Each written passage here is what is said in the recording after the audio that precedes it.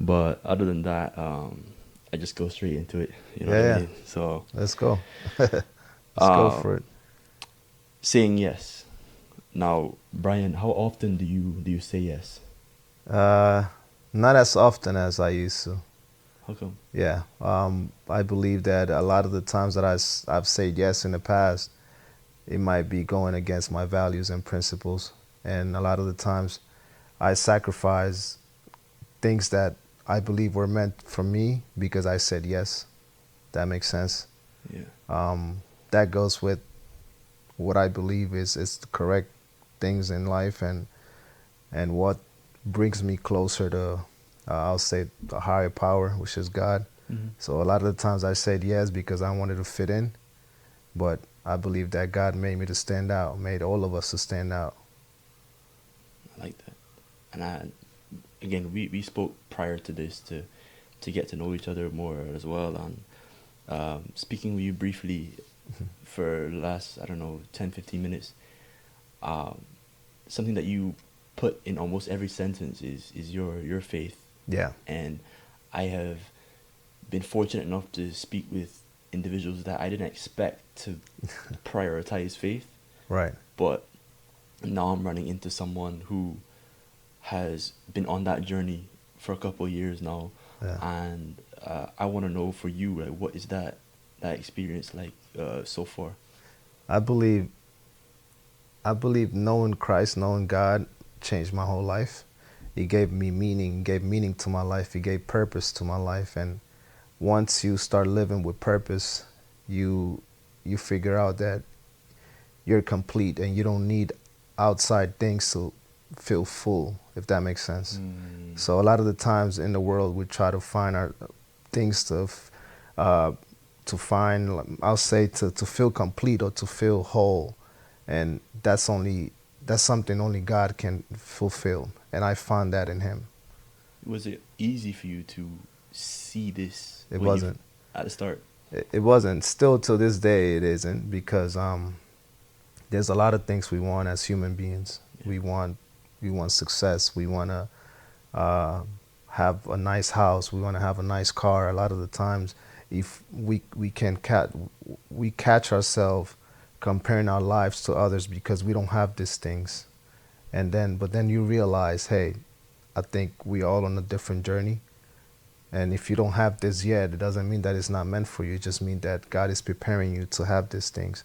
Now, how can you see your life in a way of, okay, God is preparing me. What are the things that I need to do to be able to have success? And actually, who are you becoming throughout the journey yeah, by, achieving these things? yeah. Achievement and success. One of the first questions I will have for you is, besides saying yes, do you believe that you have achieved what you set to achieve in your career now? Now that you can look back on it, have you now looking back on that? Yeah. Have you achieved what you thought you might have, thought you could have, or would have done, or would have thought of when you were younger? At first, that's a good question. Because before becoming a professional soccer player, I thought that achievement and success was having a big car, a huge mansion, having a lot of money. I mean, I respect if people see it that way, but I believe success and achievement comes from you feeling complete, you having a sense of purpose in life, you having an identity. Because when you have an identity, you don't need to find validation in you having a car or a mansion or big things in life. Those things are good, are nice, yes, of course. But I feel like my life is complete now than it was when I was trying to achieve all these things. Mm, I feel like my life is complete now. Not complete, but it's I feel whole. I feel at peace with who I am, who I've become so far, yeah, and yeah, that yeah, it feels good to feel that way. yeah. Yeah. Take it back even further.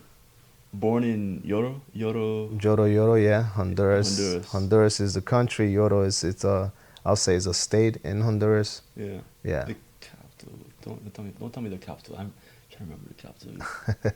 I know this It's wrong. not an easy name to remember. Oh, my geography. I should know this. I should know this. What's the capital? Tegucigalpa. No, I wouldn't know. No, guess Yeah, that. I would have got a mix up. I was yeah, thinking like something else. yeah. But Tegucigalpa is the capital of Honduras. Honduras. Yeah, How far is Euro from? it's about 6-7 hours 6 7 hours. from the Oh, capital. Yeah, you've been well. When you were there, did you go to the capital a lot I did just to play. to play? Whenever I'll play against the teams that are from there. Mm-hmm. Yeah, away games. Away, and this is because you moved to the U.S. at a young age. So when you were playing, this is from 1 to about 10, 9, 9. 9 years Yes. old. Yeah. So you're playing like youth leagues. I was playing youth in Honduras. I played for a year. That was before coming to the U.S. Yeah. I played for Marathon Youth Academy. Played there for a year. I was, 7? Yeah. Well, When one I- of the big clubs in One of the big clubs. I'll say the third biggest club in Honduras. right now as well. Right now, yeah. Yeah. Yeah. And a lot of kids growing up playing, did they get how frequent are those the opportunity for those kids to move on to other countries to play? It's not frequent unless you have someone here that is willing to help you with the immigration process to be Mhm. able to come to the U.S. Yeah. Yeah, And it's difficult. it is difficult. A lot of people, they have to go through Guatemala, Mexico, and then go through the desert and then come here, which is this a dangerous path. Yeah. Yeah. But your mom was already in New York. She was already in New York. She came here, I believe 2000, early 2000s. 2000. I was 4 years old whenever she left me and my little sister in Honduras. She Mhm. came here for a better life, a better opportunity to be able to at some point uh, bring us here. And 4 years later, she was able to. So I was away from my mom for 4 years. Wow. Yeah, Was it hard? You're 4 years old, yeah, and the last 4 year old that I've been around, besides my sister, uh, I was coaching some kids, and just watching them. The youngest is 4, and Yeah. I'm looking at, at 4 your balance is off, they can hardly put sentences together. Right. They're all over the place. For you at 4 years old, did you comprehend what was going on with your mom wanting to move to the U.S. and leave you behind? I did not. It was just I was sad. I just felt sadness, and I was hoping that decision, my mom's decision, was just gonna be for a short period of time, and that soon I will reunite with her again. And I stayed out there with my aunt, which I'm very grateful for her. She took me as one of her sons. But it was a bit difficult, yeah. It was difficult. A 4-year-old to comprehend why mom is leaving.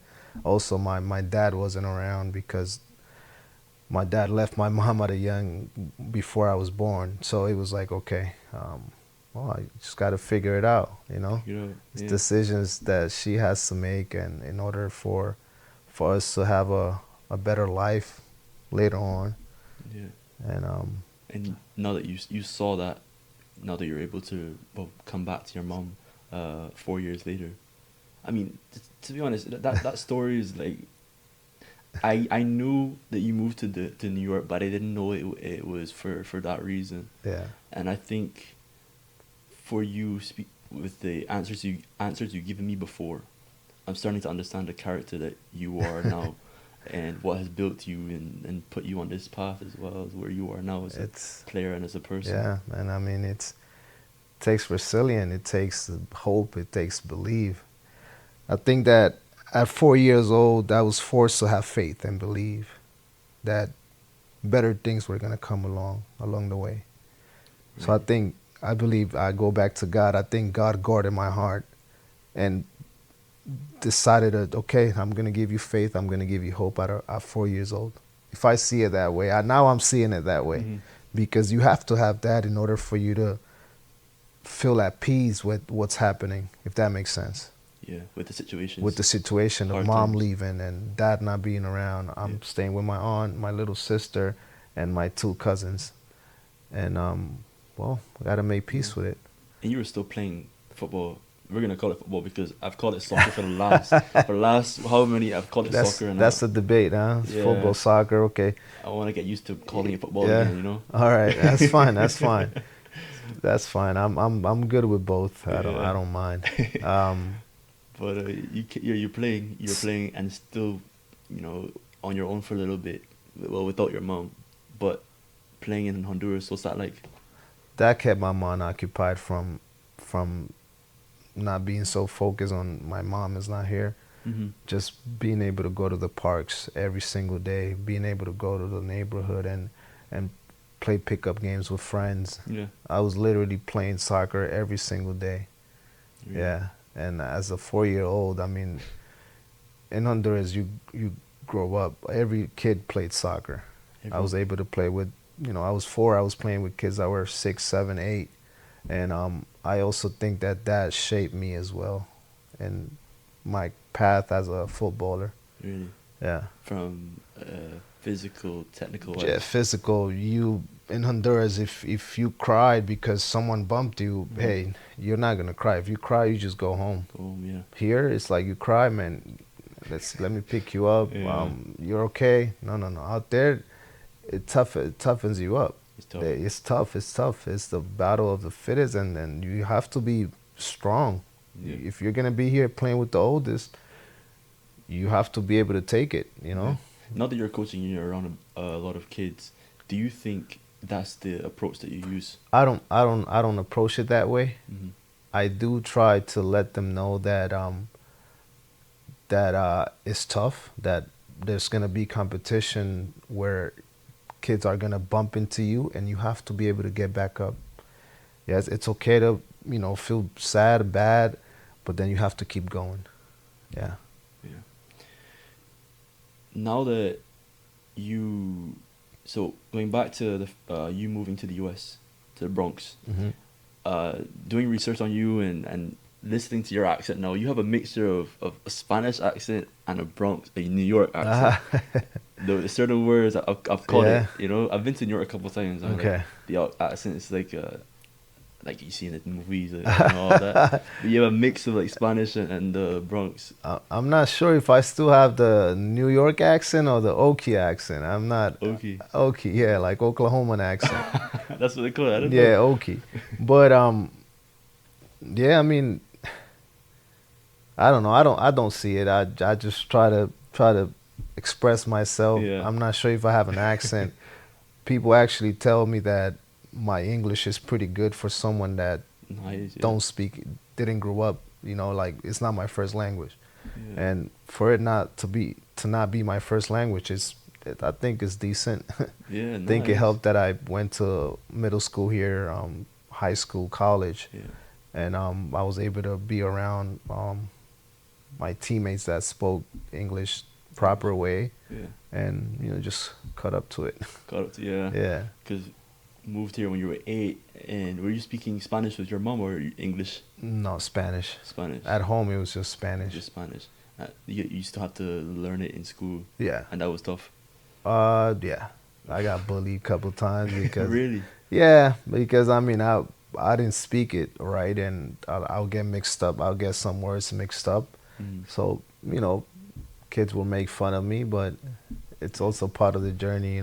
Part it is. Yeah. Oh man. But you were playing from Honduras to New York, and you moved to New York. What year was that? That was 2021 to New York. to New York 23. 23. Yeah, 2023. But like, oh no, when you moved to the U.S. the first time. Oh, the first time. Yeah. I was so it was 2 years after the Twin Towers. Twin Towers was 2021, right? September 11, Yeah, 2020, 2001, yeah. 2001. Yeah. Sorry, I said 21, right? Yeah. 2001. So it was 2003. 2003. Yeah. I moved. Yeah, I moved to the States 2 years after. I remember when that happened, the terrorist attack.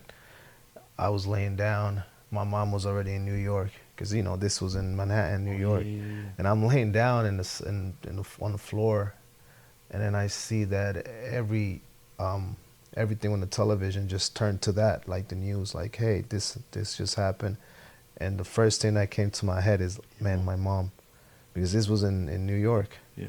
and then I'm like, my mom is in New York, and I just started tearing, like crying, because I thought something had happened to her.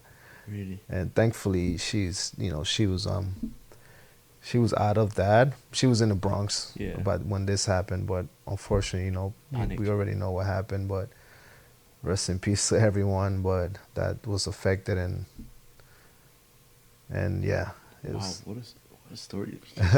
I didn't even put it together because 2001, 2003, but you've been like 6 Yeah, at the times, TVs.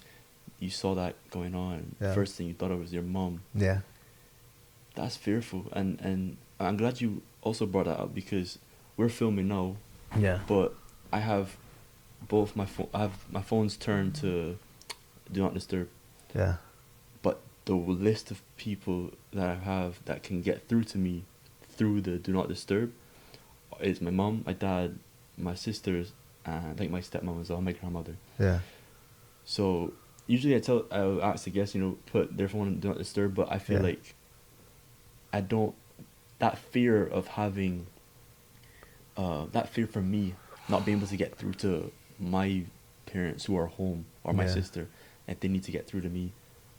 I have that fear, so no matter what, I will never decline a call. right, You thought immediately of your mom after something that was a global tragedy, yeah, and as a 6-year-old, that can cause a lot of like panic and like, oh, what's happening to my yeah, mom? yeah. Was that it for you? That was my thought process, was, is she okay? I was just hoping she was okay, and my aunt was there, and then she said immediately she was on the call with everyone in the U.S. Your aunt? My aunt, yeah, and Yeah. she was able to get a hold of my mom, and she said, no, your mom is fine. Everyone is fine out there, family wise. This happened, away from where your mom is and all your other family Yeah. members. But of course, a lot of people are, dying, and the whole thing was still going on Yeah. while she was on the phone with my mom. Yeah. Hey man. And then you had to move there two And then years later. I moved there 2 years later. Yeah. Did that thought ever come back to you? What what thought, like, The thought of of of what's happening yeah, what here in this happened country? 2 years before? Nah, man. As a 6-year-old, at that moment, all I wanted to do was be with my mom and reunite with her again. Mm-hmm. And once I arrived at the airport and I saw her there, I mean, I was not thinking about no terrorism. I Nothing. wasn't thinking about anything related to tragedy or anything like that. I just wanted to give her a hug and just be with her. Yeah. Yeah, yeah. That must have felt good. Oh man, the best feeling, man. Felt like I was in a dream or something. Yeah. Yeah. How important is family overall for you now that your immediate family will be in the U.S.? Like how important is that for you? It is. I mean, it's important. I'll say it's where you obtain your values and principles, Yeah. and I think a lot of the reason I am who I am today, it's because of what my mom told me, my aunt told me. So I think I'm a big family man, and I treasure that a lot, and I'm grateful for the fact that um, I was raised the way I was raised. Yeah. Awesome. How do you think the character of you as talking about family and your faith and belief in good values, how did that translate over to football? Um, I mean, in football, you're able to interact with different cultures, different people from different countries, different cultures, different ways of being. And um, my family, I come from a family that worked hard for what they have. So, a hardworking family. That is something that translated to my way of playing the game, my way of seeing the game, my way of approaching every training. It was like nothing was going to be given to me. If I wanted something, I had to work for it. I have to discipline myself. I have to be resilient. If something doesn't go my way, I'm not giving up until I find a way. So those values that I was taught at home translated to the soccer field. Yeah. Yeah. And based off of what I have learned from you, sitting at my desk, just trying to put everything together, you have been able to move around a lot and make tough decisions. Yeah. So the first question that I ask you is, how often do you say yes? I ask that because it seems like you have put yourself in difficult scenarios or even been placed in those without your control. But doing so, you have achieved success, and you've also been able to achieve what you wanted in life, and that was become a professional footballer. Being able to say yes, like you would have said, sometimes you shouldn't, sometimes yes can lead you into the unknown, Yeah. and make you into the person you are today. You then, your first big decision that I would have looked at and said, wow, this is this is not common. You move to a junior college after high school. Yeah. And before talking about junior college life, you only spent one season. One year, one season, yeah. Yeah. Did you stay for the spring season, or did you just It was actually a winter. winter? Yeah. You played in the fall, Yeah, played in the and fall. then you left in the fall as well. And I like, left, yeah. in the oh wow. Yeah. So you didn't stay for like the next semester. No.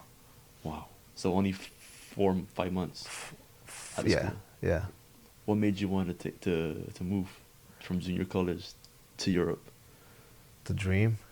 Really? I have made the decision that I wanted to become a professional soccer player. Mhm. And at first, my plan and what I had in mind was I'm gonna transfer. I'm gonna do good in this JUCO, and I'm gonna transfer to a D1 school, which that was the plan with the coach that I had at that moment. Yeah. That's the plan that he had for me. I had received offers before joining this college. I received offers for D1 schools, but because of my SAT scores, I couldn't Oh. go. So I had North Carolina, Boston BU also contacted me, um, and it was unfortunate. I mean, it was out of my control.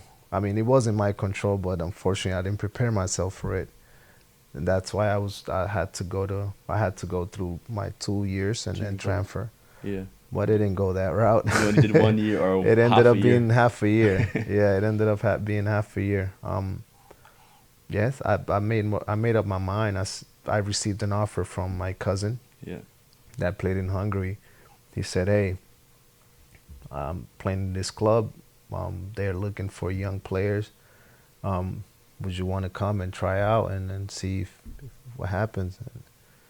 I mean, it wasn't. It was something that I wanted, Yeah. and I decided to, talk to mom, talk to my coach, Mhm. and just take that risk. Because you were 21 when you I moved, was I was 20. I was 20, 19, 20. I was 19 going on 20. right? 19 going on 20. Yeah, Decision to move to Europe, to whole yeah, other side of the pond. yeah. Like, Actually, I turned 19 in Europe. wow. I celebrated my 19th birthday in Europe. By yourself? My cousin was Your there. cousin was there. Yeah. Is your cousin, is he the one that played for Girona? It's his older brother. That's his older brother. So his older brother also played. He played for Debrecen, which is one of the top clubs in Hungary. He played Champions League with them as well. That a year prior me arriving there. They qualified. So they qualified. He played against Liverpool. He played against Fiorentina and Olympique Lyon. So yeah, he did a career for himself as well. So when he told you, "Hey Brian, like I have an opportunity for you here," you're like, "Okay, well." I thought about it. I'm like, man, I prayed about it. I said, God, I really want this, and I'm gonna make this decision, and hopefully it's for the best. And you did it. And I did it. Your mom, did she receive it well? Did she want you? Nah, she was sad. She was sad. She wanted me to, of course, you know, she wanted me to continue my education, but then again, she didn't want me to look back and say, Mom, you stopped me from accomplishing my dream. That's what she says now. She tells me, I didn't want you to hold this against me. I didn't want you to hold the fact that I'm stopping you from doing what you want to do in life. And that is what I wanted to do in life. How grateful are you for her to be able to see what you were trying to do? Big time, man. To me, having her approval means a lot to me. Do you think you still would have done it if you didn't have her approval? She didn't want me to do it. Yeah. She didn't. And I said, Mom, I really want this. Yeah. I really want this. This is my dream. And I worked. I went and I saved up money to buy my ticket. I got some help from her as well. And I left. And it was a one-way ticket. One way? Yeah. Wow. So that means my mind was set. Yeah. I'm going and I'm gonna make it no matter what. I'm gonna find a way. And eventually when you got there, you were like, well, actually before you got there, I want to know about like your teammates at junior college, because if a player, let's say, even if you're not friends with everyone on your team, and if a player is going straight from junior college to Europe to play pro, I'm sure there's many players that have done that. It's not common, but there's probably players that have done that. But what was like the reception from your teammates of like, oh, he's leaving already to go to Europe? Did they? I didn't mention that to any of them. Did they know? No, they didn't know. They knew, and they knew afterwards. They knew afterwards. Really? They knew when I didn't go back. Yeah. I'm pretty sure they asked Coach, "Where's Brian?" Yeah.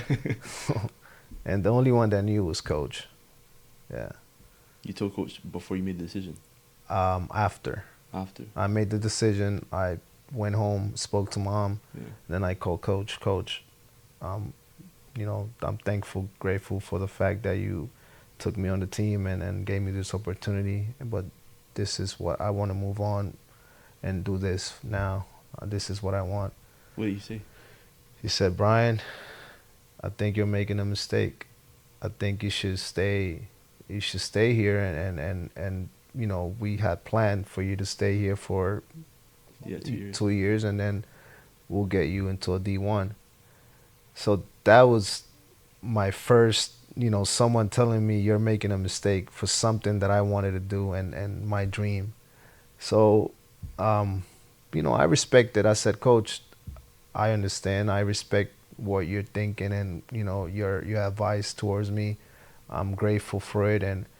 But this is what I want. This is what I want to do with my life. And this is my dream. And this is an opportunity that I don't want to, having to pass by. Yeah. So made the decision. I never spoke to him since then. Really? Yeah. Since then you haven't spoken to him? No. Do you know where he is?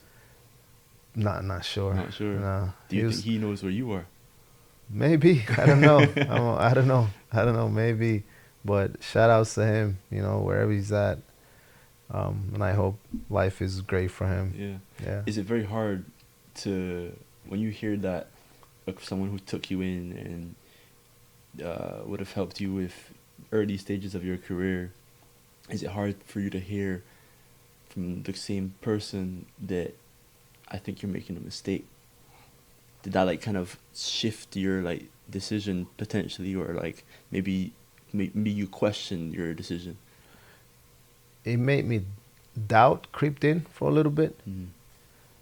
But what helped me, and I'm going back to my faith, I prayed about it and I asked God for confirmation if this was meant to happen. Mm-hmm. And that's when I bought my ticket and I got the money. I obtained all the money to buy the ticket, and that was my confirmation because I asked for a confirmation. So once you have God's approval on things, it doesn't matter what anybody else say. That's how I saw it. Okay, God is approving of this, and it's okay to people not to agree on it, as long as I have the approval of Him. Yeah. When you made it over, were those doubts still there? No, not anymore. Just wanted to go and play and showcase my talent and what I had to offer. Yeah. From learning more about you before, you got there and it wasn't exactly how you thought it would be. Is that right? At first, it Yeah. wasn't. Yeah, it wasn't. Because I tried out for Debrecen, which is the club where my cousin played. Mm. I did a good preseason with the club, with the youth club. Not the youth club, but I'll say the second team, because they have the second team. And they wanted me to stay in the club, but they weren't gonna pay. They weren't gonna pay me. How come? They wanted to see if I was good material to move up to the first team. And once I'm in the first team, then that's when my money was they were gonna sign me for money and stuff. And would that have been like a year or a couple A months? year. A year. I'll say a year. But I mean, I didn't want to do that. Yeah. I decided to go to a third division club, Hajdu, which is about 25 minutes drive from Debrecen. I did 6 months there, and then after 6 months, I transferred to Szeged, which is the second division club, Yeah. and yeah, that's how it went. That's how it went. Was there ever? I know because your cousin was still at Debrecen. Debrecen, and he was telling you, what was he telling you to? Yeah, this is. I think you should. If you can't, if they're not paying you, you should look elsewhere. Was he saying that too? What he said was, he said, "What is it that you want to do? I mean, it's your life, it's your career, and you're gonna have my support. Yes, they're not gonna be paying you, but you're gonna be living under my roof, in my house. You're not gonna miss anything. I'm gonna provide everything for you, but I wanted some money to be able to send back home. Mm. You know what I mean? I needed income to also build something for myself, not having to rely on my cousin. Yeah. Yeah." And so he said, okay, well. And then he said, well, let's see, let's look for another club, Yeah. so you can go. They're gonna pay you money, and then you do a couple months there, and then just transfer. Yeah. When the transfer window opens up, then we'll figure it out. Say it's here or somewhere else. When you're going from junior college to Europe, what are your first? What are you thinking about when it comes to professional football? When it comes to payment, are you believing that you're gonna get like a big contract straight off the back, or were you more thinking of how much you were gonna get paid? Like, can you live? I was thinking that I wanted to play. Really? I wasn't even thinking about actually not. I knew I wasn't gonna get millions of dollars, but I wanted an opportunity. I was craving to be in a team, to be in a professional environment. I wanted that for myself. Yeah. Yeah. So there's someone listening to this, a kid who is probably scrolling through Instagram, seeing this transfer, that transfer, how much money, and although social media has allowed football, the entire football industry, sports industry, to be more transparent in what it's really like, to be honest, with regards to payment, what training is like, what's expected of you, but also some some kids aren't necessarily aware of the fact that there's only a small margin of players that make what they see on TV. Right. Yeah. The majority make what they think, what some kids would think is, oh, how are you playing football and And you making, making that that? type of money. Yeah. Yeah. What do you Yeah. say to those kids? Hey man, I mean, what kept me going for so long was the love of the game. So this is my passion. I owe everything to soccer. God through soccer showed me so many things. I got to meet a lot of great people because of soccer. I'm sitting here with you. Yeah. Yeah. So, which I appreciate. I appreciate you providing this platform for me to share my story Thank you. and being able to connect with people as well. Um, so I think more than just the money is loving what you do. Love what you do, and how is that helping you become a better human being? Definitely. Because I'll say it's not about where do you go, or it's about who are you becoming throughout the journey, throughout the process of you wanting to accomplish. It doesn't even have to be being a footballer. It can be just being a painter, being an artist, being a singer, being who are you becoming? Are you helping someone else throughout the journey? Mm-hmm. Are you also, um, because I look back to my life and I say, okay, maybe I didn't play a World Cup, which was one of my dreams, but I met the love of my life, which is my wife. You know what I mean? So it's Yeah. like, instead of looking at what didn't happen, it's like, what happened? What did God do? Who did you become? Okay, I didn't play Champions League, but um, I was able to start Reyes Elite play, Yeah. if that makes sense. Yeah. So No. Yeah. looking at the positive side of everything that happens in life. And if something doesn't happen, it just means that God is redirecting you to something that He believes it's gonna be best for you. Because a lot of the times it's not about what you want, it's about what you need. Interesting. Did you know this when you were 21, 22, No, 23? man. You What? can only connect the dots when you look at it backwards. Hmm. You, So when you're 30, yeah, you're 33 now. yeah, Let's say when you are not 40 yet, let's say when you're like 38. Do you think you still be connecting those dots? of course. There's a lot of things that I'm still trying to figure out Mm-hmm. about life, about how can I grow as a human being? How can I be a better friend? How can I be a better son? How can I be a better husband? How can I be a better version of myself every day? Because I think that is something we all deal with, you know. Be better. But my question is to you, do you ever think that we can get to a stage where we can be the best at those things? The best in for us, not the best in comparison, Hmm. but to a point where is there a point where you become all those dots are connected? Is there ever, do you think that's possible? I don't think so, because then that means your life is complete, right? Yeah. When everything is just going your way. Yeah. I think life throws challenges at you every single day. I think there's always something we can improve on. And as long as we're able to have that a growth mindset to say, hey, um, my technique, say I related to soccer, my shooting technique is good, but I think it can still be better. Mm-hmm. Um, I'm being a good husband to my wife, but I still think I can be better. Yeah. If you want to be better, sometimes you get caught up in the idea of, we play sports, so we're very competitive. Yeah. So we want more in the sense of more from ourselves, Yeah. it being competitive, a competitive nature.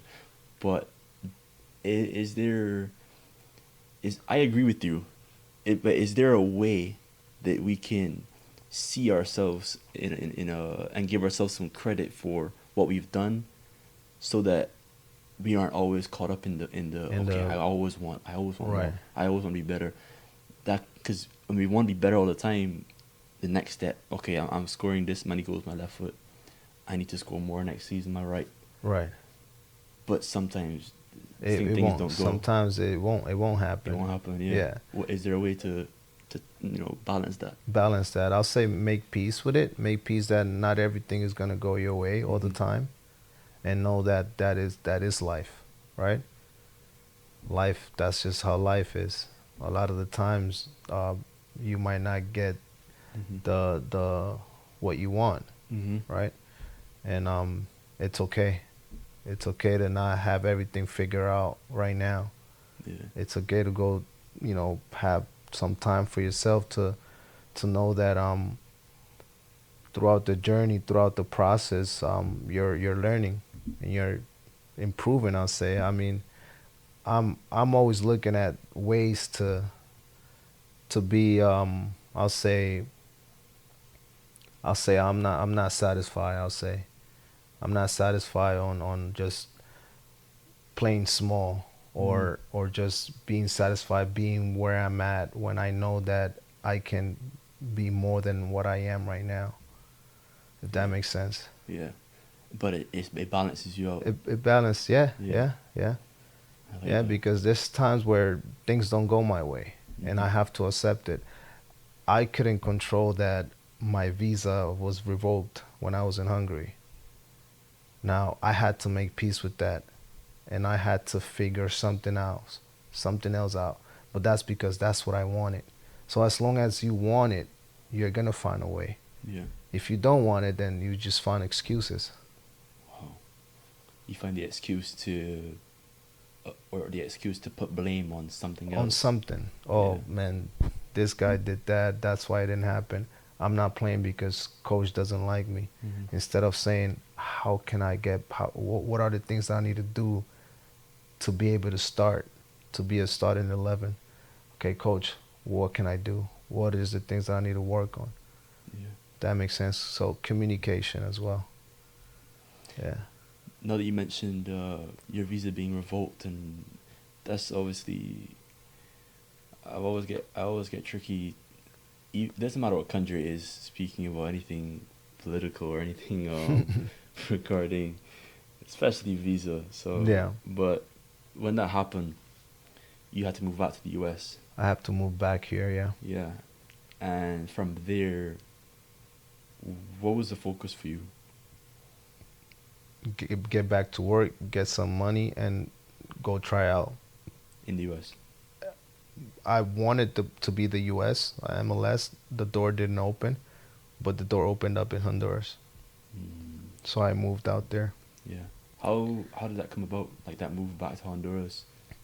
My cousin, the one that played for Girona, Mm-hmm. he was playing for Olympia, which is the top team out there, and he said, they're come to the preseason and if this is something that you still want to do, the door is open here. So I went out there for preseason. How do players do that? I've seen that at the collegiate level, like that's how I've able to go into different teams as well. But Hmm. how does it work at the professional level where a player, which is in the business world considered an employee, Hmm. able to refer another player who's a free agent at the time Right. to come to the organization, to the team? How does that work? Did he just put in a word, or did he The get you the to? thing is that he had made a word for him. He had made a status for himself there. Okay. He had a good relationship with the coach. So I was able to have access to their preseason Really? so they can see who I was. Yeah. Obviously it helped that they knew that I was coming from Hungary, Hungry. second division. So that opened up to like, okay, let's see what he has. Yeah. Yeah. And you said second division, but you could have played first. You did play first, but like because of the pay, that would have like taken you away. So no. So when my visa got revoked in Hungary, Yeah. I received an offer for a first division club. And that's when they find out that my visa was gonna be revoked. No way. Really? So that was like, yeah, that was Yeah. tough. That was Yeah. tough because that was my chance. That was my chance to move up and played first division in Hungary. Yeah. I was 21. I was Wow. 21 going on 22. Yeah. Were you still a fullback at this time, or you were I was playing center mid, center defensive mid. defensive mid? Yeah. I know that you said you had to transition to playing center mid, Yeah. rather than playing on the wide. I was playing, yeah, I started my career playing right back, then I moved to right wing, and then I ended up center mid, defensive mid. That, I mean, usually you go backwards, you don't go forward. Yeah. Or Yeah, go yeah. middle. Yeah. But you know, playing center mid in general, quick is, you know, when you're playing right back, you can see everything. Yeah. If you're facing this way, playing center mid, you need to what's See behind all, you. you need to see all the sides, Everything. everywhere. You need to see Yeah. everywhere. You need to have eyes everywhere. That's Yeah. where all the traffic happens. Exactly. Yeah. And now that you're playing center mid, going to back to Honduras, you're coming in as a center mid, central defensive midfielder at 21. Yeah. That position, especially 6, is a position that usually requires a lot of like experience Yeah. and a lot of like authority and IQ, game IQ. Right. Did that idea ever, the coaches, did they see that from you? They saw the IQ. Uh-huh. They saw the technique. They saw, because soccer in Hungary is way, the way they play the systems is way different from Honduras. Out there is more technical, tactical. In Honduras, it is technical, but it is a little more rough, tough. So they demand the 6 to be like Casemiro. You have Yeah. to boom, pass. Yeah. I didn't have that in Honduras You didn't have because that part. I didn't have that part. I Yeah. had to get the ball. I know where the ball is going. I had the soccer IQ, but I didn't have that being tough to the ball. Really? Yeah. No, I thought you said the opposite because when you played at FC Tulsa, which we'll talk about, you won back the ball Yeah. a lot. Yeah. So I'm thinking this is the traditional 6. This is like, Yeah. yeah, no 1 and 2 touch, yeah, passing, Yeah. nothing flary, but just win back the ball and play it. And play. Play it. Yeah. So when I was watching that, I saw, okay, well, you know, that's his game. I like that. Obviously, you like both sides, but you didn't have that, like, as you said, Casemiro, push you off the ball, those characteristics. You then have to change, I had to change my game. while still including the technical part. The technical part. So, because every coach demands different things from a player. Mhm. Not every coach. I've been with several coaches throughout my career, and they all demanded something different from me. So there was a coach that wanted me to move up a little higher and be more creative. And there was another coach that wanted me to just stay in front of the back 4, destroy everything, take the ball, play. I mean, you're working. This Yeah. is your job, and if your Yeah. boss is saying you have to do this, that's what you have to do. If you don't do that, what happens? You go on the bench. Yeah. And did that So- ever happen? In Honduras, that happened. I wasn't being aggressive to the ball, and that's what coach said. Said, Brian, you're not playing because you're going too soft. You're not winning the balls, and that's what we need from a 6. We need you to be more aggressive, and if you start being aggressive, you're gonna play. Also, I had to change my game Change it immediately. immediately. At this is 21, 22. 21, 22. Yeah, Were you physically capable of doing that? I was. Yeah. I just decided not to. Not to. Because I didn't want to get into contact as much. Mhm. I was so used to in Hungary just playing simple, being in an empty space, simple play. Yeah.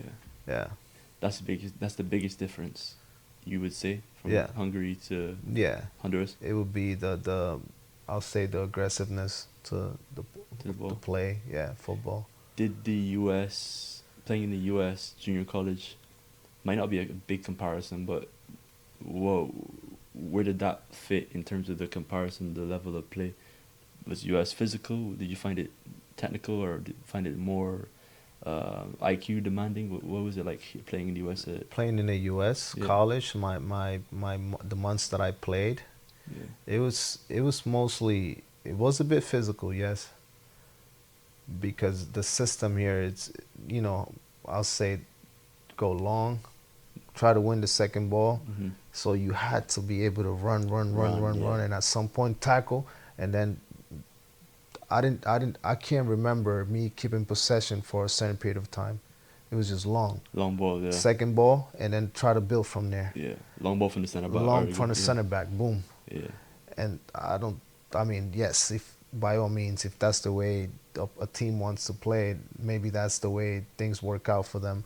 But I'm more of a, let's keep the ball, let's keep possession, let's build out from the back. mm-hmm. If, of course, if we cannot build out from the back, let's win the second ball somewhere, but not just so direct. Yeah. And I feel like in college that's what we were playing, just direct soccer. Direct soccer. And I wanted to play. I Did you wanted see that from other teams too? Yeah. When you're playing against them. Yeah. Really? And What's the name of the junior college again? it was Bryan and Stratton. And that's in New That's York? in Syracuse, New York, Syracuse, New York. upstate. Yeah. I'm trying to think who would be in that conference. I don't even know. Yeah. I had a team of that. Oh, it's been a while, man. It's been so long. Yeah. But yeah, I mean, it's been a good journey. It's been, I think, through every stage in my life and my career, I've learned different things, and all of that shaped who I am now. So I'm grateful for it all. Yeah. Even the stories of junior college. I went to junior college as well, so Yeah. the stories of junior college. You were only there for 5 months, Yeah. half a semester, or half a year. This is JUCO life like. What's that like for you? What was that like for you? I mean, before, when I was in high school, you know, as a youth, young kid, you're hearing stories. Hey, college, man, party life, this and that, Yeah. having fun. But in my mind, I'm like, man, I'm going there, but I can't be messing around. Yeah. I have a scholarship, and if you're messing around, you might not have a scholarship next semester. Yeah. So yeah, I mean, I had some fun, but I also saw it this way, man.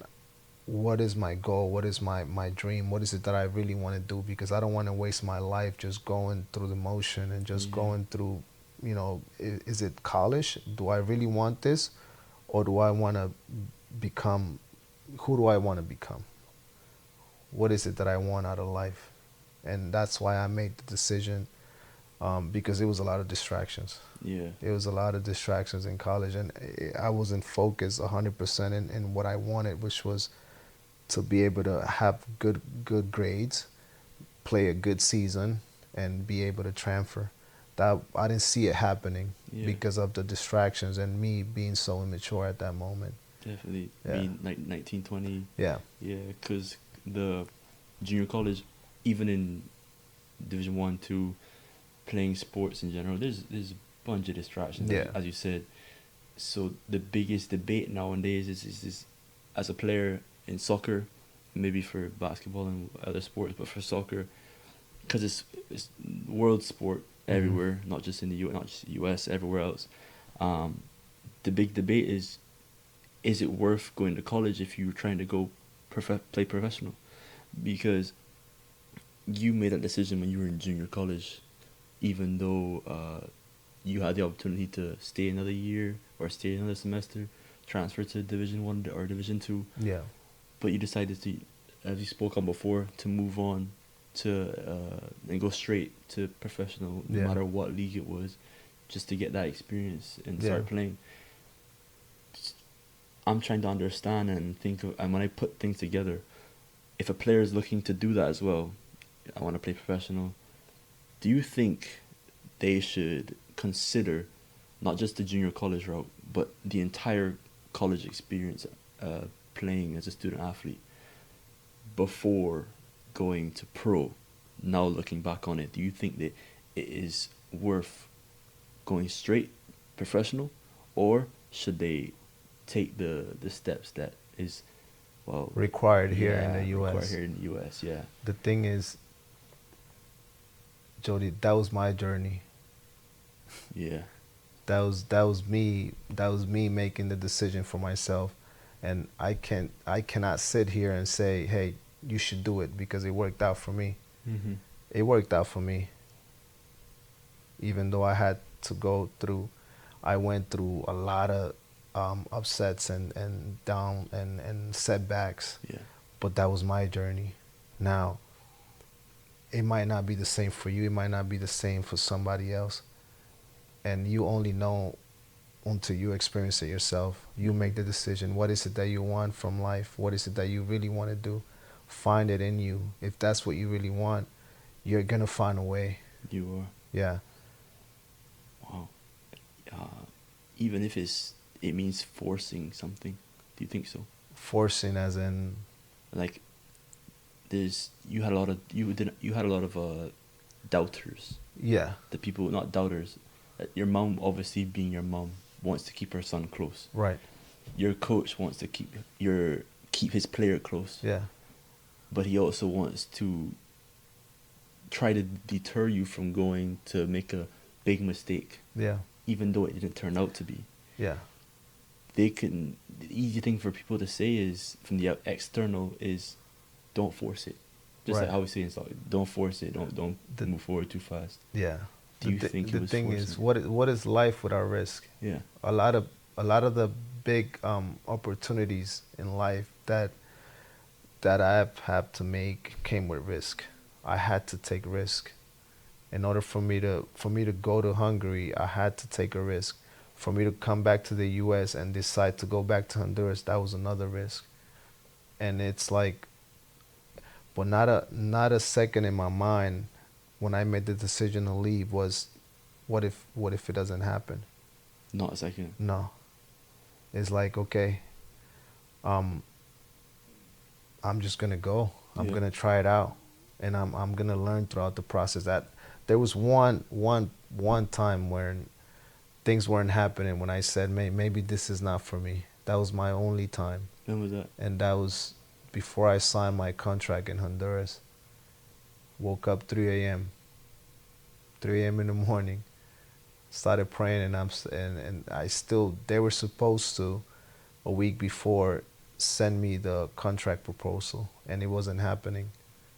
And then I woke up and I said, I'm tired. I've been trying, and the door had closed 4 times on me because I went from one team to the other, Mm-hmm. and because they didn't have like a pin to transfer me from Europe to Honduras, they couldn't sign me. I went to 3 teams. Then I finally went to Platense, which is the club that I signed for 2 years. Before I received that proposal, a night before, I'm praying and I'm saying to God, if this is not what you have for me, they're not going to say anything to me. I'm not going to receive an answer in the morning. So I don't want to say that I gave God a deadline, but I did say to him, I want an answer. If I don't receive this answer by tomorrow, I am going to make peace and understand that I'm going back to the U.S. Mm. Early in the morning, 7 a.m., the academy coach knocked on the door, and he said, Brian, the owner of the club is calling you to go sign your contract. That was the same day you prayed. That was the same day I prayed. Really? Wow. So I'll say that was my first encounter with God, when just him responding to me, Yeah. because maybe it could be the way I prayed. I have never prayed that way in my life. So that's when I go back and say that you're learning through the process on how to have that relationship. And I don't say a religion, I'll say a relationship, because I talk to him like he's my father. And what father is not going to want to give the best thing to his son? Now, of course, he's going to prepare him to buy it. He's going to prepare you to give you these things, Yeah. because he's not going to give a car to a 5-year-old. That makes sense.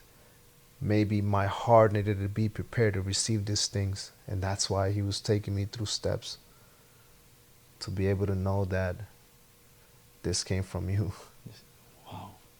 And it was the youth coach. It was the youth coach because I was training with the academy and I was also training with the first team. Mm. So I was training with both, and the youth coach lived like a couple of houses away from where I was staying. And he was the one that was pretty much closer to me. Wow. So, knock, knock, Brian, Go go sign sign. it. Really. And when that Mind you, happened, 7 a.m. I woke up at 3 a.m. to Yeah. pray. Crying, Jody, crying because I'm I'm making this decision that if this is not happening this morning, uh-huh. I'm going back. I'm coming back to the U.S. Wow. My mind was already made up. I Yeah. said if I don't receive an answer this today, Uh-huh. I'm understanding that this is not what you want for me, and I'm taking a flight back. Because the proposal was like a week late. Yeah, it was a week late. I think So all the I was European still clubs. holding. I was still just being patient. Okay, I'm gonna be patient. A week went by, and that morning I woke up and I said I'm fed up.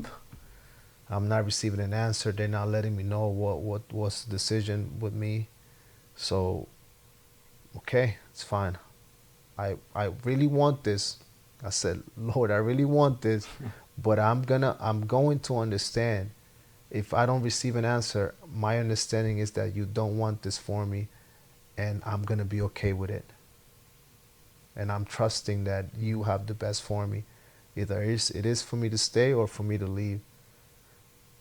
And that's when I received the answer. Wow. Yeah. Would you say that's one of the moments that you've realized that That's when my faith grew. Yeah. Obviously, I found a local church, and I started attending that church throughout my whole time that I was in Honduras, which Honduras. was about 6 years. 6 years in total. Yeah. From 20, 21. 20 no, it was 2013 Mhm. to 2018 when I signed for FC Tulsa. I signed for it was Roughnecks by The then. Roughnecks, yeah. So I signed with them 2019. 2018. Before we speak about FC Tulsa, we're gonna go into the quick fire questions, Yeah. which I did not brief you on before. So Nah, it's fine. It's fine. um uh, what's the best team you played against? Best team I played against? Um,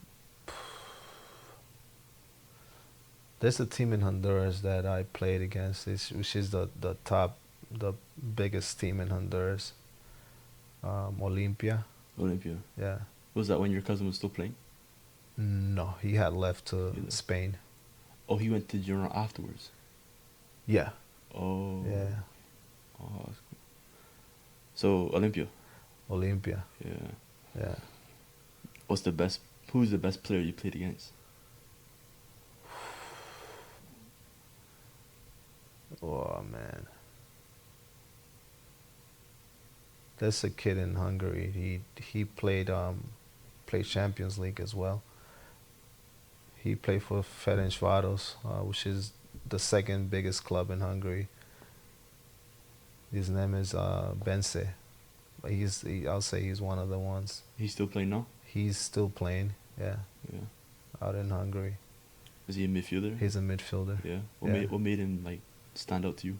Just the way he plays, the way he moves, the way he's so composed on the ball. Yeah. Yeah. Do you know where he is now? He's in I think Honvéd, Budapest Honvéd, which is Honvéd. I think that's the team that he plays for now.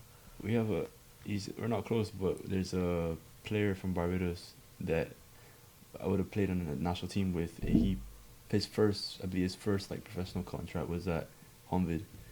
So I don't. Honvéd in Hungary. Yeah. Okay. In 2021, Okay. I think. So I'm familiar with like the red and black colors. Yeah. But underrated or overrated?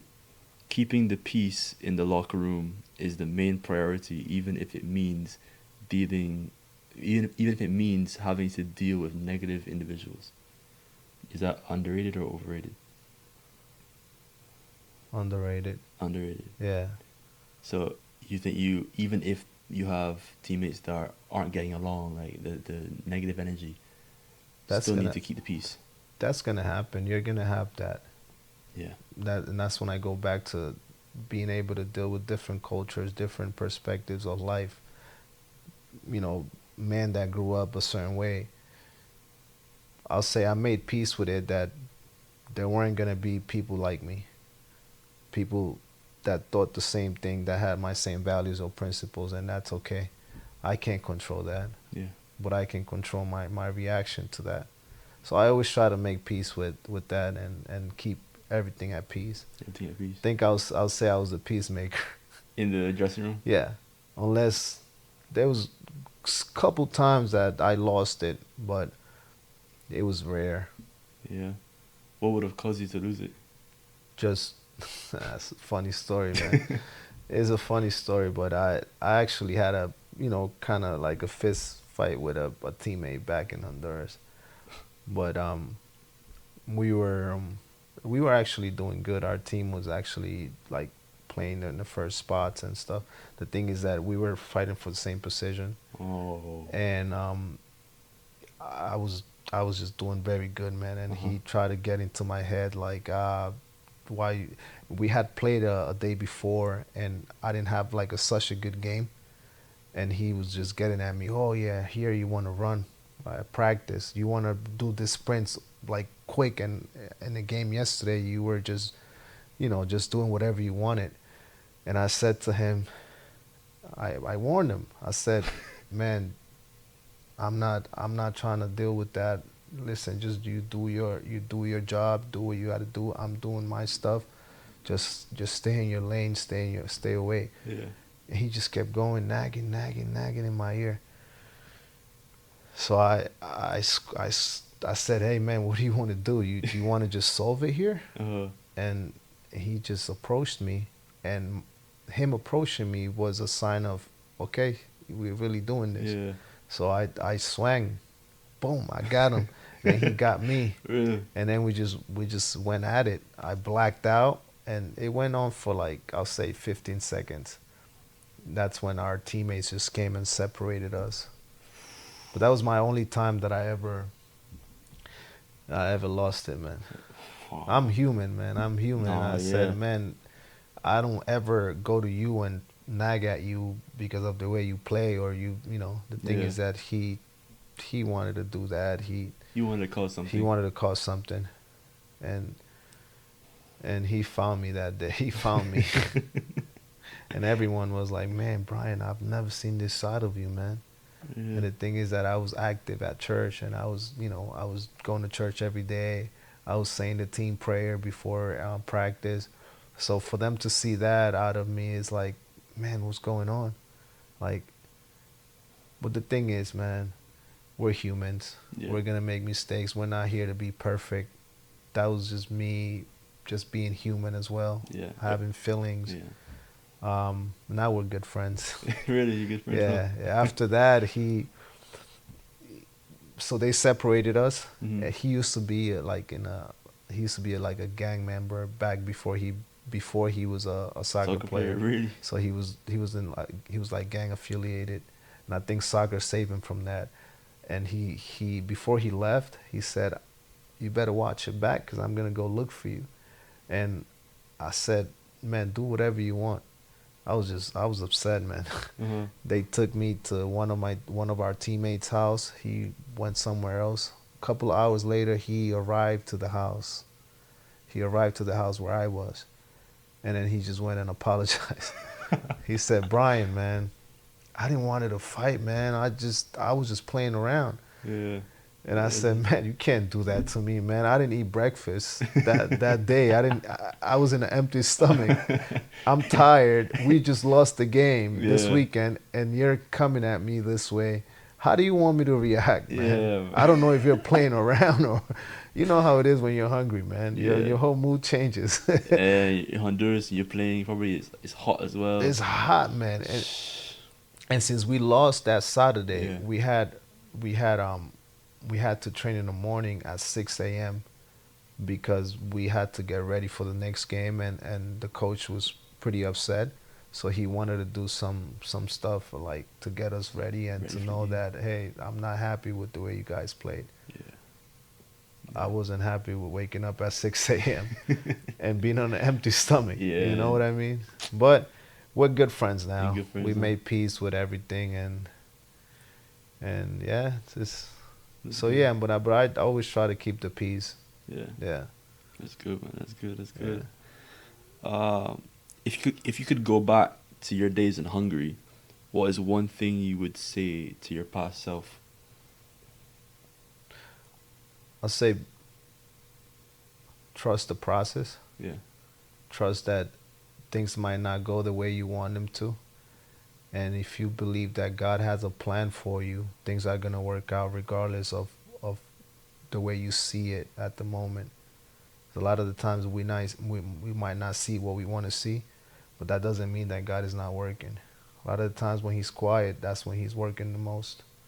So a lot of the times I needed answers. I didn't have the answers at the moment, and I'll be like desperate or maybe anxious about it.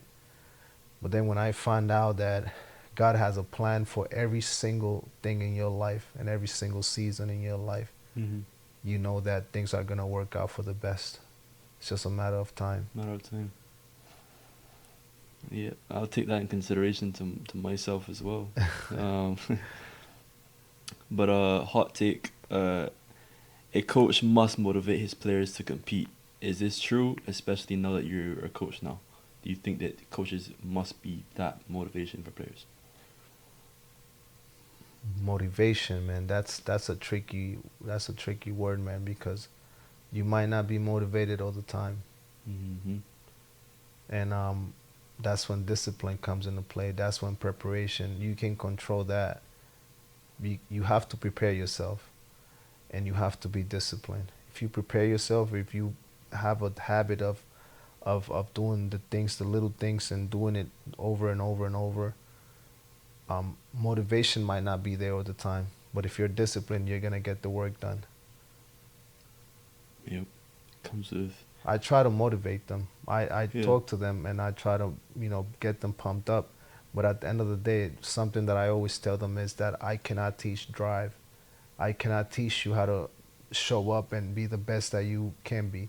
Yeah. That has to come from within. I can teach you the skills. I can teach you how to kick a ball, how to dribble. I can plan out a session and say, hey, you have to do this. But I cannot control how you show up to play, how you show up to practice. That has to come from within. You Yeah. have to want it for yourself. Yeah. Definitely. And with that being said, what is one practice or habit you would remove from your playing years, now that you can look back on it? What's a habit that I will remove? Yeah. That will have to be something that's not good, right? Yeah. Could be to do with, like, I don't know, recovery or anything that you may have. S- Pay more attention to my stretching time. Stretching? Stretching. Really? I wasn't really a big stretch guy. Like after a long practice or a lot of games or tough games, and take the time to listen to my body and treat myself, And stretch? because that avoid injuries. Being able to have a good stretch post and prior your matches, and trainings, that goes a long way, man. Really? Yeah, just When did you learn that? uh, actually, as you get older, you tend to have more injuries, and that comes from maybe not taking care of yourself at a young age. So I figure out that me not having the proper stretch or having the proper maybe doing ice bath, that goes a long way. So a lot of times you're tired, you don't want to do the little things that is gonna make a difference like that. Yeah. It doesn't take much to stretch, man. Yeah. It's just you doing this, you're stretching. It doesn't take much. But that, I'll say that, pay more attention to that, to my body and help myself. Yeah. Yeah. Interesting. Do you have any, like, superstitions? I don't, man. None. No. Are there any players? Can you think of, like, a player that around you at any dressing room that had, like, a weird a superstition? Yeah. I mean, Yeah, there's a player. There was one that he will have like think something that he believed in, and he would just place it there. And if we win, he would leave it there again. If we lost, he would just change it and put it somewhere else because he thought that was a way of luck of him getting results. It was something, It anything. was it was like a I'll say like a it wasn't a cross though. It was like a Virgin Mary or something like that. Yeah. Was that at Tulsa? No, that was Oh, back in Honduras. Honduras. Yeah. Uh, would you rather relive your debut game as a professional player or your best game ever? I'll say my debut, man. And My best Hungary. game. I've had several good games, Uh-huh. which was good. But my debut was something that I always dreamed about. Like I was dreaming about this, and when it was finally happening, it was amazing to have that feeling, especially when knowing that you had people doubting that things were gonna work out, and to be able to that happening, God made it happen, and then I also had my dad in the stands that day. In Hungary. That was in Honduras. Honduras. Yeah, yeah. Wow. In Hungary, I didn't have family watching any of my games. None. Yeah, Because you're there by because yourself. it was just my cousin, but he was like 3 4 hours away from me, And he was playing too. and he was playing as well. But back in Honduras, that's when I felt it like first division and playing in my home country. Uh, my dad is in the stands, so that was priceless. Really? Yeah, Wow. my dad saying that's my son. Yeah. Very proud of it. You didn't rekindle the relationship with your dad. It's good. It's Yeah. good now. It's good now. I was able to fix it there. Is he here in the U.S. or is he back in He's back in Honduras. Honduras? Yeah. That's good. Best stadium you played in? Best stadium I played in, Újpest. That's in Honduras in Hungary. Sorry. That's the team that I was going to transfer to if Mm. my visa didn't get revoked. Beautiful stadium, man. Energy? Amazing. Crazy. Yeah, yeah. And the Estadio Nacional in Honduras. That's in the capital in Tegucigalpa. Huge stadium, man. That's where I played my first final, and it's a full stadium. The atmosphere was amazing. Yeah. Crowded, packed, and yeah, great, Wow. great, great Wow. moments. American soccer or American soccer on the rise, or is it still miles behind? It's on the rise. It's On the definitely rise. on the rise. Yeah. Yeah, with Messi coming into the MLS, I believe not just Messi, but whenever they brought all these big time players, Zlatan, Schweinsteiger, Mhm. it made the MLS, kind of, hey man, we gotta get this going. So I believe it's on the rise, and a lot of young players are transferring from here to Yeah. Europe. So that's a good thing.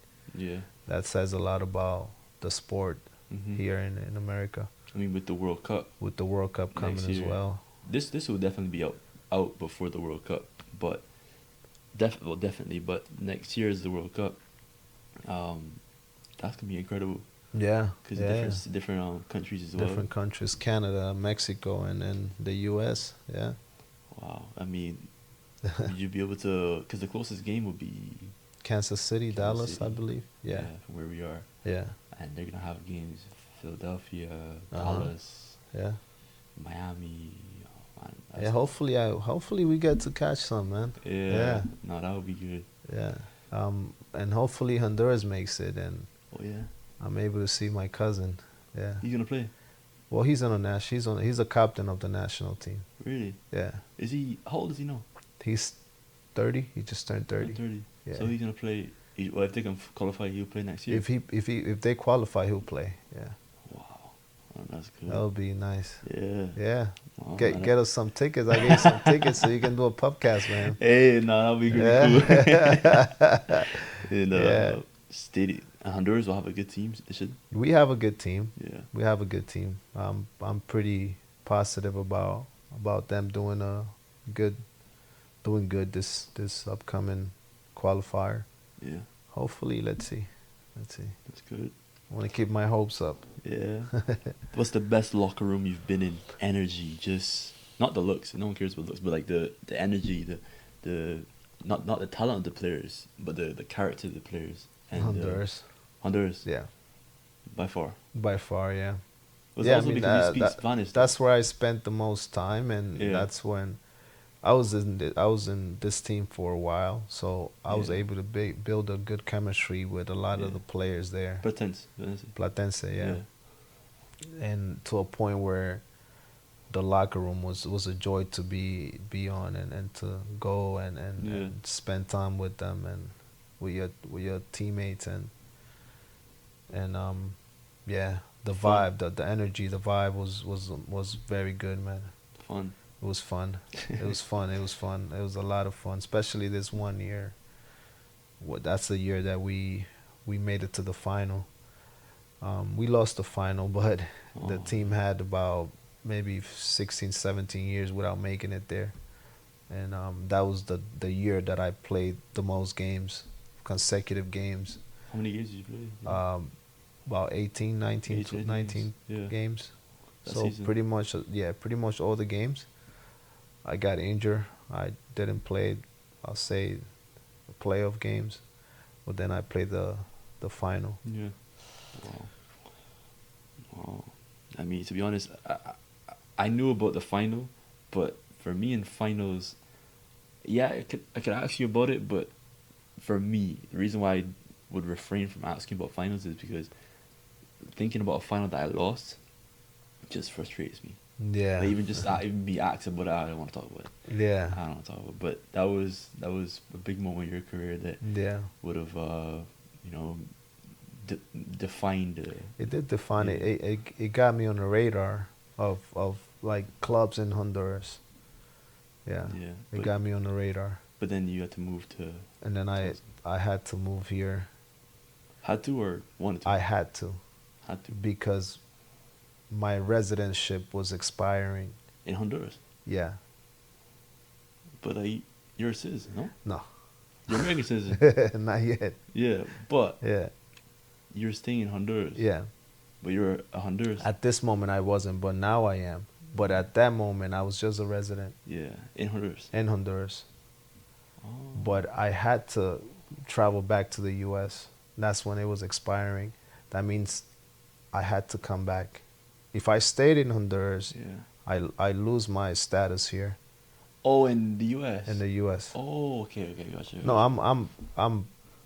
I had both citizenships. Both citizenships. Yeah. Oh, okay. But at that moment, I was Mhm. only a resident of the U.S. Right. and a citizen of Honduras. Honduras. But you couldn't stay too long. But in I Honduras. couldn't stay too long in Honduras. I got you. Yeah. That means that year, I had to come back here, Back to U.S. and I had to figure out what team was I gonna play on, and that's when Yeah. the door opened up for Tulsa.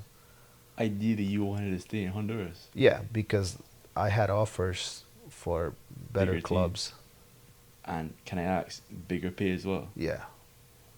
Even bigger pay than in the U.S. Yeah. Wow. And also, in my first year here as well, at Roughnecks, I had a good season, Yeah.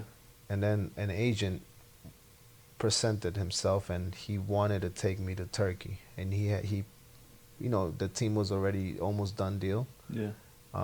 It was gonna be a major change in the money as well. My residentship was still underway. I couldn't leave. You go to Turkey. Yeah. That was another door that closed Yeah. because of my status. Something. So I waited out. Yeah. Is it my status here?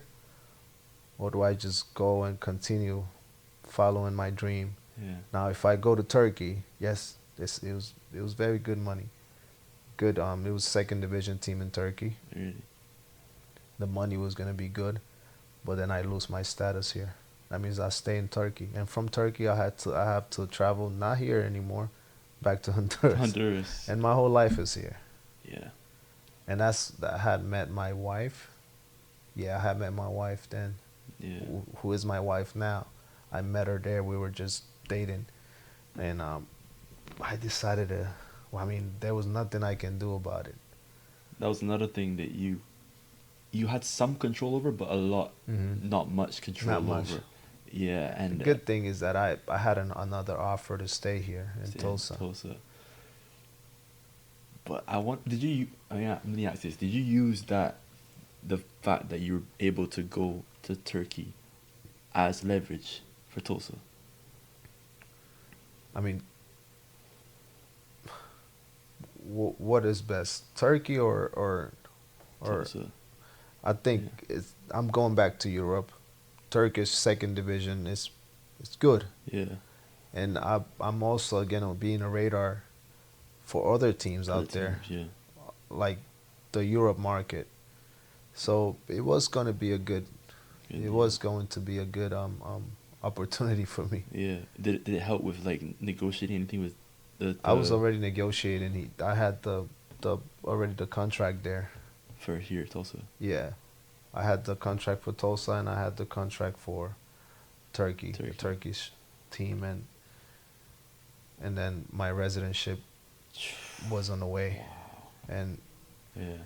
I mean, what can you do there, What can you man? do? Yeah. It was either I just leave and deny my status here and just deny, you know, that I won't be here again, or I go out there and then, so life decisions, you know. The thing is about what you said, life decisions. You again have shown that what you value most. Your dream was to play professional football, Yeah, and you did so for yeah, many years before getting the offer to go to Turkey. yeah. But your values were in the U.S. Your wife, My wife, who she was your wife at the time, or she wasn't. just We dating were at the just time? dating, but Yeah, I had proposed to her already to yeah, marry me. and that was something that you were building, Yeah, and you. I wanted stability. I wanted my personal stability, Mhm. and that is something that I always wanted for myself. Yeah, And throughout my career, I was never able to have it because I was moving from places to places. yeah, So it was tough. It was tough. So I decided that I wanted my stability as well, mhm, and I also my whole family is here, and I know my mom. I mean, I know the sacrifice that she made yeah, to bring me to this country, and for me to just be. I don't know if I was very selfish throughout my career, selfish in a way of my dream, and I'm going after it. I was married to the game, if that makes sense. So mom said, "Son, I don't want you to leave." Mom, I made my choice. I'm out. Coach, Brian, I don't think it's a good decision. Coach, that's you being selfish with your dream. yeah, If you look at it that way, right? yeah. It's Be you. It's selfish. you. You want your dream, and you're not gonna let anybody get in the way of it. But you grow from it, and then you want something else out of Mhm. life. I wanted my stability. I wanted to be good with my wife as well, who Yeah, is my wife. I think she deserved my presence and my commitment to her. yeah, I was committed to soccer, football for a long time, for 10 years almost, and which I'm grateful for it. It taught me a lot of values and good things about myself. mhm, So I think it was time for me to make peace with, okay, it didn't happen. That's okay. yeah, But it did hurt a little yeah, because the money was gonna be good. But looking at it now, God knew what He was doing. yeah. Definitely. Yeah, because I'm a happy man now. I'm grateful. I'm thankful. I love the way my life is going. Um, I'm content. I'm Yeah. happy to be here with you.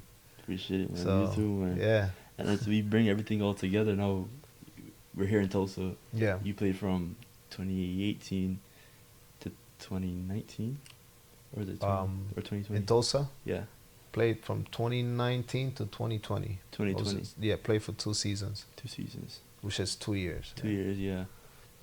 The quickly about the USL, I know, or even contracts in the US in general, they're usually not very like as lengthy as people may think they would be. Most players will stay for 1 or 2 seasons, and then have to move on. Mhm. Is that the case? Is that common usually in the Yeah, US? usually I signed for a year Yeah. with an option for another one. Extension. Extension, yeah, and that extension comes with a raise. And now I think every player negotiate differently, right? So after my first year, I signed for another year with an option as well, an option to extend. To extend, Yeah, and that's when COVID happened. yeah. Yeah. COVID. And well, you know how that went, right? Wages had to be cut. You know, a lot of the things that Yeah. a lot of it was just a weird year, man. And that's when I didn't stay here and I left to Honduras. I got the call up from Platense Yeah. again To play again. to play again, and I went for 6 more months out there. To play that season. Yeah, Yeah. I saw that, and now you're dating you're with your wife now we at the time. we were already engaged. Engaged, yeah. Yeah, and that's when I left to Platense again. How was that leaving her? Yeah, she was happy for me. Yeah. She met me as a footballer, Yeah. right? So she knew that at some point, I was going to leave somewhere. Either I stay here or I go maybe another state or maybe another country. Yeah. She knew this was gonna happen, and She- I left Honduras. She was very supportive about it. It wasn't easy for her, of course, Mhm. but she was very supportive about it. Yeah. I mean, having someone that is supportive of what you do and shares the same values as well. I sing values with your relationship with God Yeah, as well, and valuing that is something that you can. It brings you peace, and it also brings you clarity, stability. stability, And clarity, yeah. peace, and direction. Yeah, We and know where we're going. We yeah. have a vision together. We have a plan together, Yeah, and we share common, like you said, common values, yeah. common principles. It doesn't make things perfect, Mhm. but it makes things a lot easier to handle and Yeah. deal with. I'm not sure when this will be posted, but the last podcast that was not filmed but posted upon this time, it was recorded last year. We spoke briefly about relationships, and we're like we just sat down there because we were both in college, and we Yeah. were just there like, man, like he's a grad student, I'm a senior, and we're sitting there like, man, like how we want to be able to find what you have like as a relationship or like, in terms of relationships, you know, and we sit there and like how do we do that, because it seems like it's very hard to be able to have someone that shares your same values and also supports you and you support them. What do you not just say to them, say to us who are trying to find someone that is sharing those same values and good intentions. You remember when I prayed, when I told you that I prayed to God about this contract? I prayed to God about my wife. Really? Yeah. Before you would propose, or Before I met her. before you met her? Before I met her.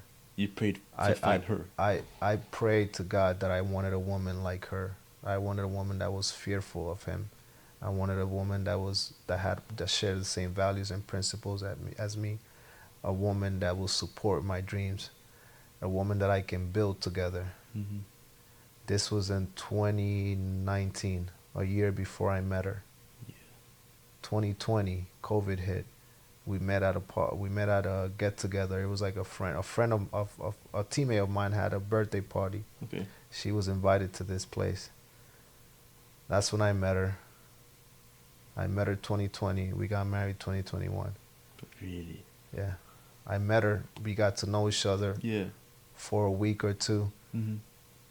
and it was the woman. It's the same. It's the same. What I asked for. This was the woman that I prayed for. Really? You're like a prophet, like everything. Man, I mean, if there's something that I've learned, Jody, Mm-hmm.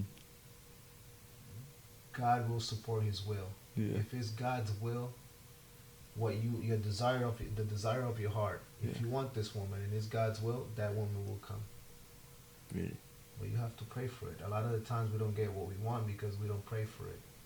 And if it doesn't come, might be that He's preparing you through the process, or He has something for you.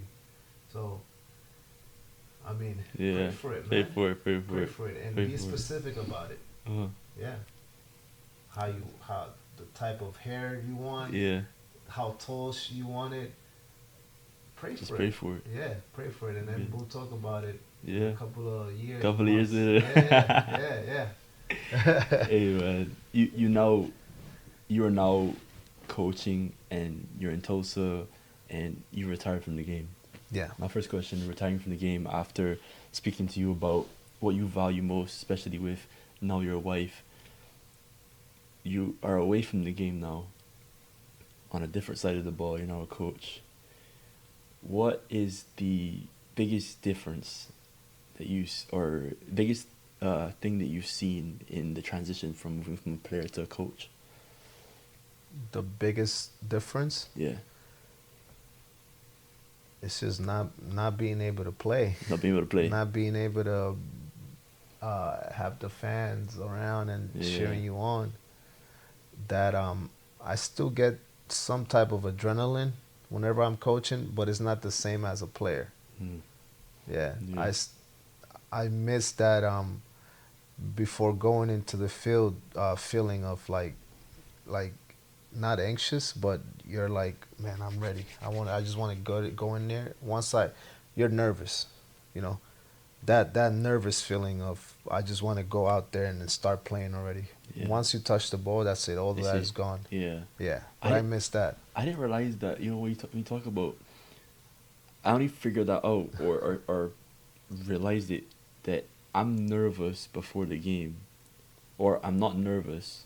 When I got older, I stopped getting nervous. But you're anxious because anxiety. I've heard anxiety and being nervous, pretty much the similar words, have the same feelings, also as well as excitement. Yeah, So those share the same the same. I'll say same emotions. kind of same emotions. Yeah. So when I just want to play, so I'm anxious. I'm ready to Yeah, play, yeah. and as soon as I'm playing, okay, there's no It's nerves. gone. Yeah, it goes away. Yeah. Before it was, I am nervous. I continued to be nervous during the play when I was a kid. Mm-hmm. I had to deal with that and fix that and whatever.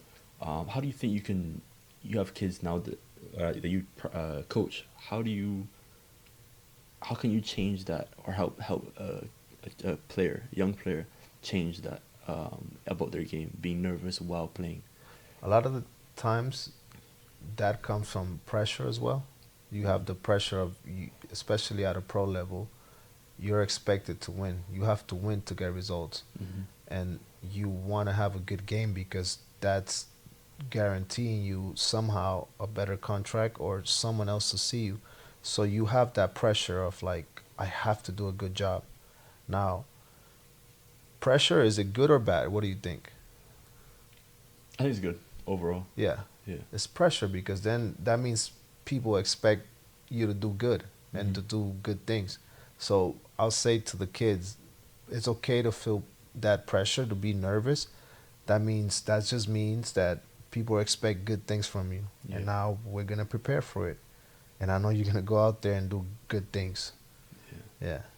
So pressure is good. I let them know that being nervous, it's okay. It's part of the game. That just means you want to do a good job when Yeah. you're out there, Yeah. and you are gonna do a good job. So I try to reinforce that you're prepared for it. That's why throughout the week I try to prepare them for the games. Right? You have to work hard.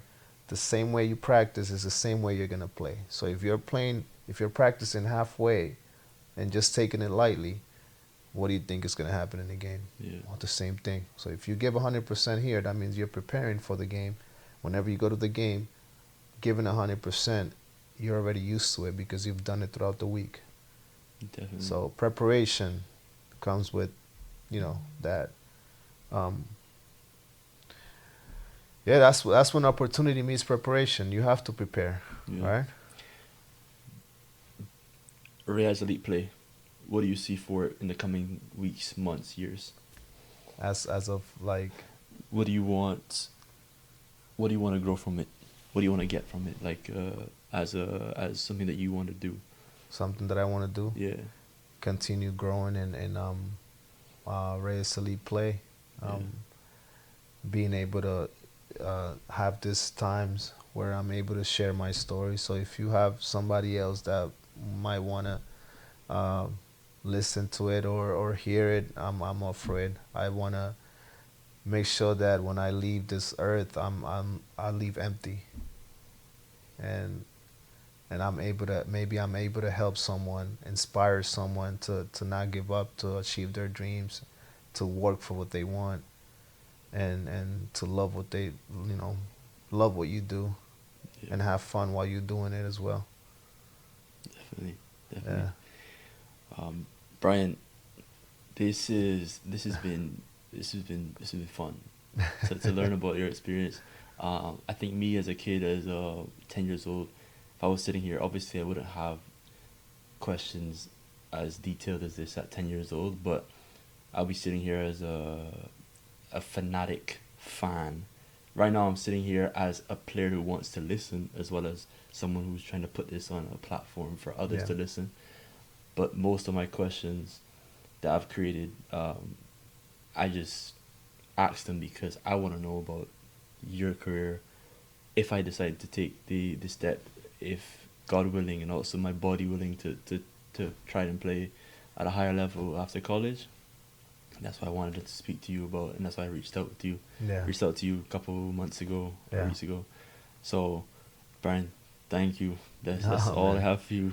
Nah, thank you, man. Thank you again, Jody, for the platform to be able to share my story, and I hope that it was something that maybe you can relate to, or maybe whoever is watching can relate to. And um, hey, man, everyone is going through a journey in their lives, and just believe that things are working out for you, even when you might not see it.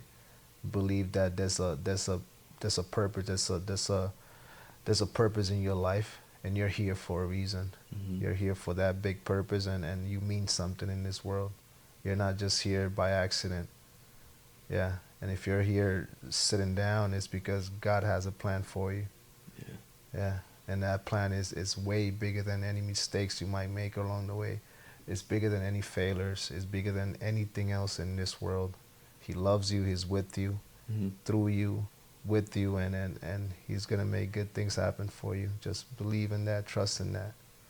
Yeah, man. It's a lot to think about, man. Honestly, as I'm editing this, it's always fun to see it. So thank you, Thank you, man. man. No, Thank you, thank thank you. Thank you for the time, and I appreciate it, man. you. Yeah, it's